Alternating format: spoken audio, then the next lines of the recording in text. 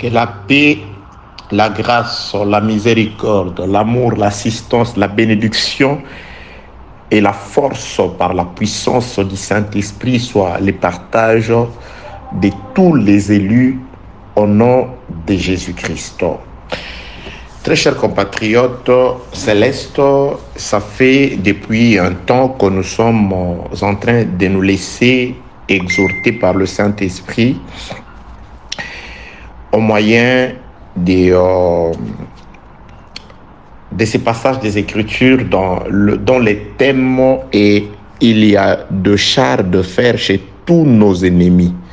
Ça, c'est l'audio numéro 9. Prenons d'abord les Saintes Écritures, c'est une exhortation. Je suis dans le livre de Josué, chapitre 17. Je commence la lecture au 14e verset. Les fils de Joseph parlèrent à Josué et dirent: pourquoi nous as-tu donné en héritage un seul lot, une seule part, tandis que nous formons un peuple nombreux et que l'Éternel nous a bénis jusqu'à présent? Josué leur dit: si vous êtes un peuple nombreux, montez à la forêt et vous la battrez pour vous y faire de la place dans le pays des Phérésiens et des Réphaïm. Puisque la montagne d'Éphraïm est trop étroite pour vous. Les fils de Joseph dirent: la montagne ne nous suffira pas. Et il y a des chars de fer chez tous les Cananéens qui habitent la vallée, chez ceux qui sont à Beth-Shean et dans les villes de son ressort, et chez ceux qui sont dans la vallée de Jezreel. Josué dit à la maison de Joseph, à Ephraïm et à Manassé: vous êtes un peuple nombreux et votre force est grande. Vous n'aurez pas un simple lot, mais vous aurez la montagne, car c'est une forêt que vous abattrez, et dont les issues seront à vous, et vous chasserez les Cananéens, malgré leurs chars de fer et malgré leur force. Que la paix du Seigneur soit une fois de plus sur vous, très chers soldats de l'armée du salut. Voilà. De quoi s'agit-il dans cette petite exhortation? Il s'agit d'une des 12 tribus d'Israël, après avoir reçu en partage, en héritage comme prévu par l'Éternel, leur lot, leur portion de terre, ils se sont rendus compte que, comparativement à leur nombre, la portion leur échue en partage était complètement insuffisante. Donc il fallait aller se plaindre ou aller faire une réclamation auprès de Josué, la personne qui était désignée par l'Éternel afin de pouvoir assurer l'accomplissement de la promesse de l'Éternel. La promesse disait à Israël, quand ils étaient encore esclaves en Égypte: je vous ferai sortir, avait dit l'Éternel à Israël par le biais de Moïse, je vous fais sortir de l'Égypte pour vous conduire dans un pays où coule le lait et le miel. Vous y serez des héritiers. Et Dieu a accompli sa parole exactement lorsque les enfants de Joseph, ceux de la tribu de Joseph, se présentent devant Josué pour faire la réclamation. Ils étaient déjà dans la terre promise. Donc Dieu avait accompli sa promesse. Et dans la terre promise, comme promis toujours par Dieu, ils se sont retrouvés héritiers d'une portion de terre. Donc Dieu est juste par rapport à toutes les promesses qu'il avait faites à Israël. Ils reconnurent que nous sommes sur la terre promise et nous avons une part pour nous de la tribu de Joseph. Malgré que nous avons une part, la réclamation supplémentaire est que cette part, cette portion qui est unique d'ailleurs, par rapport à notre nombre, elle est insuffisante. Donc, ils voulaient qu'on leur augmente quelque chose par rapport à ce qu'ils avaient déjà reçu. Que la paix de Dieu soit avec vous au nom de Jésus-Christ. Une réclamation normale. C'est pourquoi j'ai toujours dit, bien-aimés dans le Seigneur, Les paroles de Jésus-Christ, quand il disait, si tu n'es pas fidèle aux petites choses, qui t'en donnera des grandes? C'est-à-dire, on ne peut donner des grandes choses, des grandes responsabilités, que celui qui montre d'abord la fidélité quand on lui donne des petites responsabilités. Il y a des gens, vous lui donnez un travail à faire, il dit non, je ne veux pas de ce travail, je voudrais un travail beaucoup plus important. Mais commence d'abord par exécuter le travail que tu trouves le plus petit, c'est alors par rapport à ton application que tu pourras être jugé digne de pouvoir recevoir de grandes responsabilités. C'est par rapport à ça que nous sommes en train d'exhorter. J'avais promis, très chers compatriotes, que cette exhortation portera plus sur la vie de chaque jour, sur la vie quotidienne.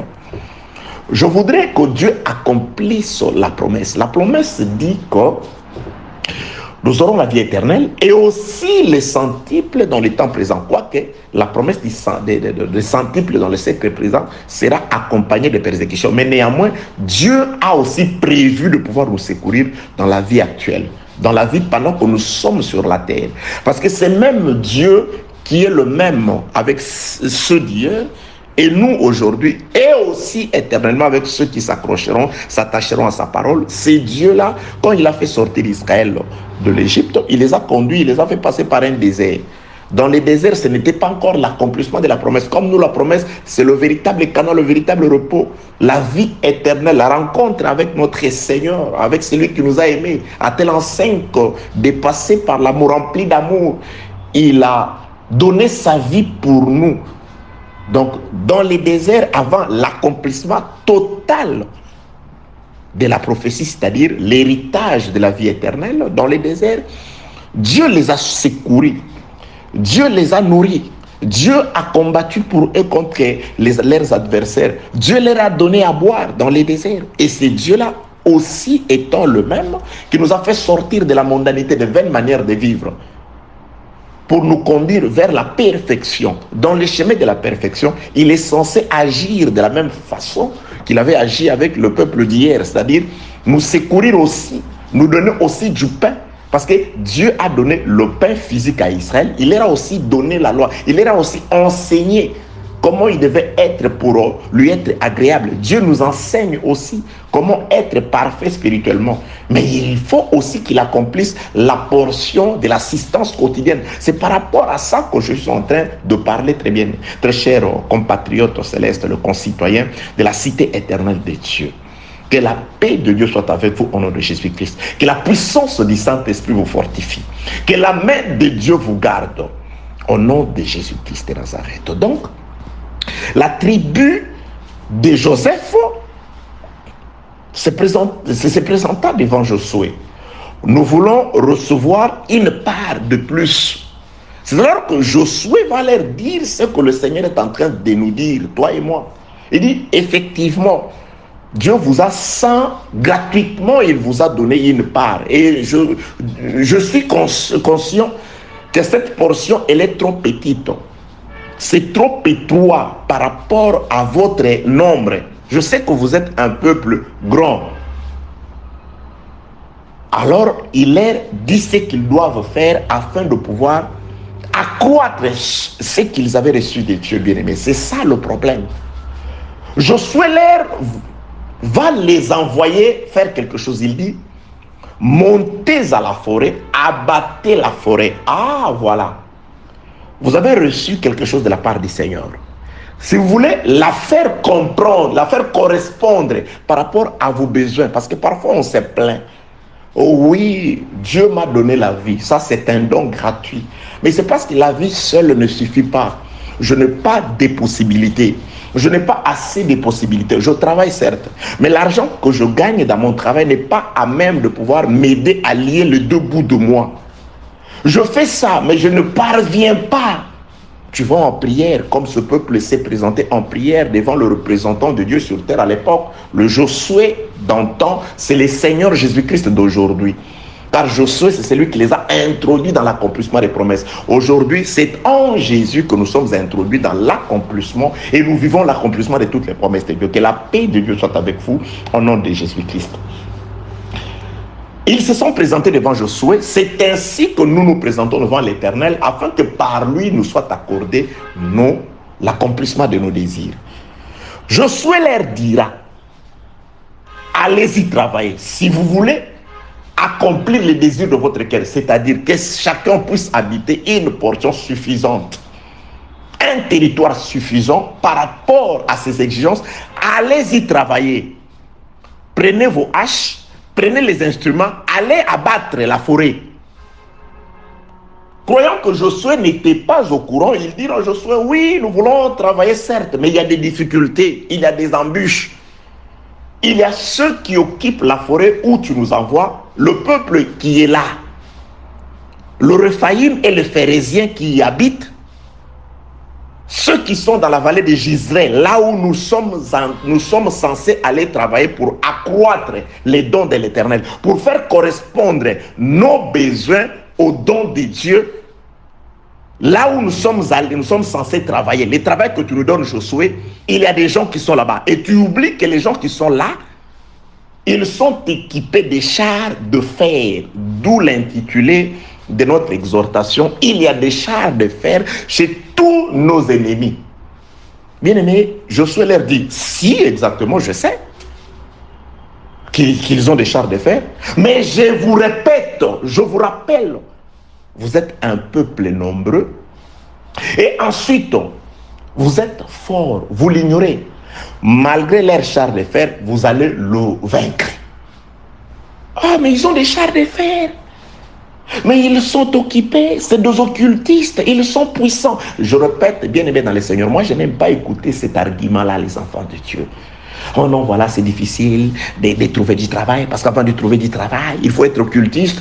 Bien aimé, ne leur donnez pas la place qu'ils n'ont pas. Devant les hommes, si ils ont des chars de fer, ils occupent des postes régaliens, ils occupent des postes élevés. Apparemment, c'est eux des généraux. Apparemment, c'est eux des ministres et consorts. Mais tu as ta part. Pendant que nous sommes au désert, pendant que nous traversons, bien aimés dans le Seigneur, je dirais ceci. Vous savez, il y a beaucoup de choses merveilleuses qui arrivent sur cette terre pour le moment. C'est parce que tu es là. Le désert était un désert. Il ne descendait jamais de pain au désert. Mais si le désert a connu le pain, c'est parce qu'il y a eu un peuple aimé par l'Éternel que Dieu a fait passer par le désert. C'est-à-dire, si le pain, si le ciel du désert pouvait faire pleuvoir la manne, le pain, c'était parce qu'il y avait un peuple que Dieu a aimé était encore au désert. Quand le peuple a quitté le désert, la Bible déclare la manne cessa. Les jours où nous partirons, bien aimés dans le Seigneur, alléluia, que Dieu soit loué.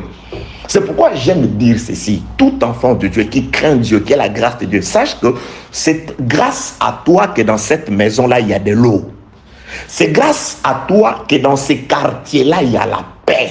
C'est grâce à toi que dans cette province-là, toutes les catastrophes naturelles prévues par les météorologues du monde n'arriveront pas parce que tu es là. Bien aimé, le désert a connu le pain, la présence du pain. Ce n'était pas parce que Dieu aimait, parce qu'il y avait des peuples qui étaient au désert. Ils n'avaient jamais vu ça avant. Bien aimé, nous sommes le sel. Ça, c'est Jésus qui dit. Nous sommes le sel de la terre. Nous connaissons tous l'importance du sel dans l'alimentation. Quand vous faites la cuisine et que vous y mettez un peu de sel, ça donne du goût. C'est pourquoi Jésus dit, si le sel perd sa saveur, comme sel, c'est nous qui donnons le goût. Nous sommes la lumière du monde. C'est-à-dire, si ce monde doit être éclairé, c'est parce que nous, on est là. Nous avons notre droit. Le désert a vu descendre du ciel la manne, c'est parce qu'il y avait un peuple que Dieu a aimé. Ils étaient là. Tu es la lumière, tu es la source de beaucoup de bénédictions. Là, tu es au nom de Jésus. Bon, ils ne peuvent pas le reconnaître certainement parce que s'ils le reconnaissaient, peut-être ils seraient sauvés. Parce qu'il y a certaines personnes, Dieu leur envoie une puissance d'égarement pour qu'ils ne voient pas les merveilles de Dieu. Ils sont aveuglés par le Dieu de ces siècles, comme l'a dit le frère Paul. Que la paix de Dieu soit avec vous au nom de Jésus-Christ. Oui, même dans ce travail-là, il peut être païen, mais c'est grâce à toi que la manne descend dans ce désert-là. C'est grâce à toi que le désert peut voir la pierre faire sortir de l'eau. C'est parce que tu es là. C'est parce que tu habites encore le désert. Que la paix de Dieu soit avec vous au nom de Jésus-Christ. Très chers compatriotes, je voudrais dire ceci. Dieu leur dit, bien aimé, spirituellement nous sommes forts. Je voudrais nous réconforter que nous avons le plus puissant en nous.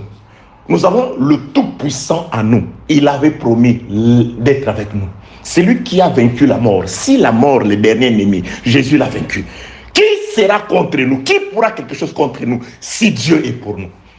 Donc on ne peut pas déjà avoir peur de ces gens-là. Dieu, au moment voulu, il te mettra là où il veut que tu sois, afin que par toi, le monde sache qu'il y a la manne qui descend au désert. Qui a jamais ouï dire? Qui a jamais entendu que les déserts auraient visité, auraient reçu la visitation de la manne? C'est parce que tu es là, bien-aimé dans le Seigneur. Et tu ne le sais pas, peut-être tu l'ignores. Même dans cette église-là, entre guillemets, qu'on appelle l'église, s'il y a un peu de calme et un peu de... C'est grâce à toi que la paix de Dieu soit avec toi au nom de Jésus-Christ. Très chers compatriotes, le peuple se présentait devant Josué. Nous avons une part. Nous avons reçu un champ. Mais ce champ-là, il est trop petit. Mon salaire est trop petit. Ma parcelle est trop petite. Mes responsabilités sont petites. Dieu, je voudrais que... Oui, Dieu te dit, oui, je t'ai écouté. Mais je t'ai donné la force. Sors, va travailler. Va travailler pour agrandir. Va travailler pour faire resplendir. Bien aimé, nous ne sommes pas seulement censés vivre la gloire de Dieu, mais aussi faire vivre la gloire de Dieu. Que le monde sache que non. Comme Rahab la prostituée, nous avons entendu ce que l'Éternel, votre Dieu, a fait à tous ceux qui se sont opposés à vous depuis l'Égypte. Il faut que le monde sente, il faut que nous fassions vivre la gloire de Dieu. Il faut que nous fassions faire sentir au monde que Dieu qui est invisible, il est puissant parce qu'il manipule ce qui est matériel. Il bouge ce qui est matériel. Alléluia, que Dieu soit loué. On leur dit, vous devez travailler. Vous devez travailler. C'est pourquoi je nous dis, bien aimé dans le Seigneur, attendez. Dans les 10 commandements, je voudrais aller là-bas. Parce que le travail doit accompagner les dons que nous avons reçus du Seigneur. On ne reçoit pas un don de la part du Seigneur pour se croiser les mains. Un homme partant pour une terre lointaine, il appela ses disciples, ses travailleurs, il leur donna des dons. Bien aimé, la vie ou la récompense de chacun était par rapport à comment il a fait valider ou valoriser ce qu'il a reçu du Seigneur. On ne te donne pas les dons pour l'enterrer et te croiser les mains par la suite. Non. Tu as la grâce du Seigneur. Tu as la crainte de Dieu. Ça, c'est déjà une force. Et maintenant, tu dois t'élever pour aller travailler. Josué leur dit, vous devez travailler. Vous devez monter à la forêt. Vous devez aller abattre la forêt. Oh, il y a des ennemis, vous allez le vaincre. Travailler. Oh, il y a des occultistes, vous allez le vaincre. Au dehors, vous allez le vaincre parce que Dieu est avec nous. Dieu est pour nous. Jésus-Christ est là. Il dit, maintenant je m'en vais au Père. Demandez tout ce que vous allez demander. Maintenant que je me suis déplacé pour aller vers le Père, je vais vous ouvrir la porte de recevoir des choses. Il vous est avantageux que je m'en aille. Je dois m'en aller afin que tous les avantages, toute la force, toutes les capacités vous soient accordées. Spirituellement, nous sommes forts. Et on leur dit, spirituellement, vous avez là les dons du Seigneur. Mais pour l'accroître, vous devez aller travailler. Bien aimé, là je parle du travail. Je suis dans le livre d'Exode chapitre 20, les 10 commandements connus par tout le monde. Les 10 commandements de Dieu. Je prends Exode chapitre 20, je lis juste le verset 9. Où je commence au 8e verset. Exode chapitre 20, je commence la lecture au 8e verset. Souviens-toi du jour du repos pour les sanctifier. Là, c'est le 7e jour. Je m'adresse, je nous parle d'abord de l'adresse de Dieu vis-à-vis d'Israël. Ensuite, je le ramènerai par rapport à nous. C'est comme ça que nous prêchons. Nous localisons d'abord les promesses par rapport à ceux à qui elle a d'abord été donnée. Souviens-toi du jour du repos pour les sanctifier. Nous comprenons spirituellement que le repos, c'est Jésus. Il y a plus que le sabbat, c'est lui. Donc c'est lui qu'il faut sanctifier, c'est le Seigneur. Aujourd'hui, il ne s'agit pas d'un certain septième jour. Mais à Israël, Dieu leur parle de l'importance du sabbat. Selon la loi, le septième jour naturel et physique. Il dit, vous allez sanctifier. Aujourd'hui, très souvent, les gens se limitent là. Mais il y a un commandement. Ça, c'est un commandement. Donc l'Israélite qui ne sanctifie pas le sabbat, il a péché.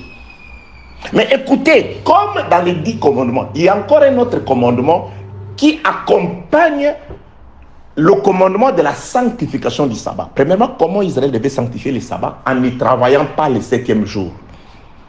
Vous ne travaillez pas, vous le sanctifiez, vous l'honorez, vous l'adorez. Donc Dieu parlait déjà de Jésus-Christ qui devait être honoré. En Jésus, on se débarrasse de tout son travail. Il dit, venez à moi, vous tous qui êtes chargés. Donc on prend nos travaux, on prend nos responsabilités spirituelles, on les lui laisse. Il s'en occupe et c'est lui qui nous conduit maintenant. J'étais en train de dire ceci. Exode 20, verset 8e. Souviens-toi du jour du repos pour les sanctifier. Donc le 7e jour, un Israélite, aucun d'entre eux tous ne peut travailler. Travaillez pas parce que c'est comme ça. Pour qui travaille, Dieu était furieux.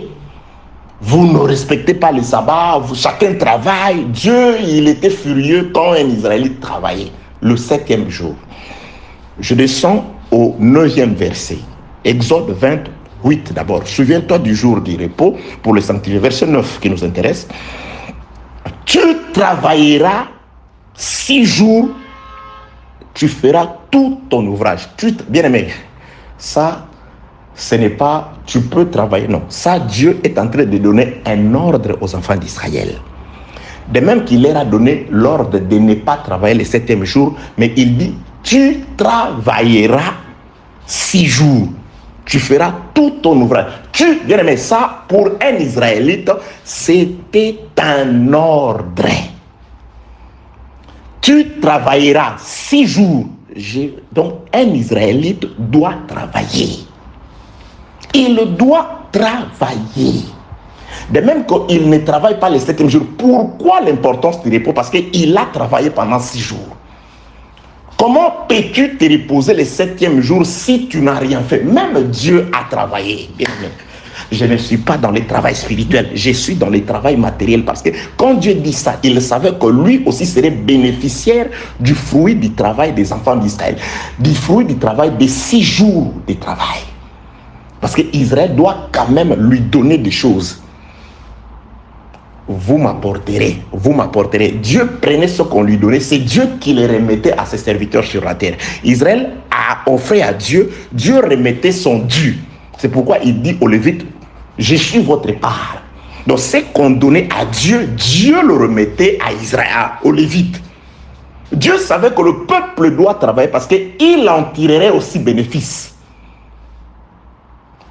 Dieu a promis la bénédiction. Il dit, je te bénirai dans les champs pendant les 6 jours et dans la maison. En Jésus, le repos, le 7e jour. Oui, même dans la maison. Je suis allé là-bas pour dire qu'à Israël, il n'y a pas eu seulement l'ordre, les commandements de se reposer, mais il y a aussi eu les commandements d'être travailleur. Dieu n'était pas pour le paresseux, c'est pourquoi Dieu blâme le paresseux. Proverbe chapitre 24, le verset 27. Dieu blâme le paresseux. Parce que la paresse était une forme du péché par rapport à ça. Exode 28. Souviens-toi du repos, du jour du repos pour les sanctifier. Tu travailleras sur. Bien aimé, j'ai dit ici, je le prends, nous le prenons, nous comprenons que c'était un ordre. Tu travailleras. Je te pose la question, quel est ton travail? Josué le répète aux enfants de Josué. Oui, votre part, certes, elle est petite, mais vous devez travailler. Allez abattre la forêt pour accroître l'espace de votre territoire. Pour augmenter quelque chose à votre lot. Allez travailler. Vous dites, l'autre, il est petit. Allez travailler, allez abattre. Oh, il y a des difficultés. Il est difficile de trouver du travail. Vous allez en trouver parce que Dieu est avec vous. Je suivais une interview d'un ancien joueur du football comme ça. On lui pose la question, il dit non, je regrette de ne pas avoir étudié.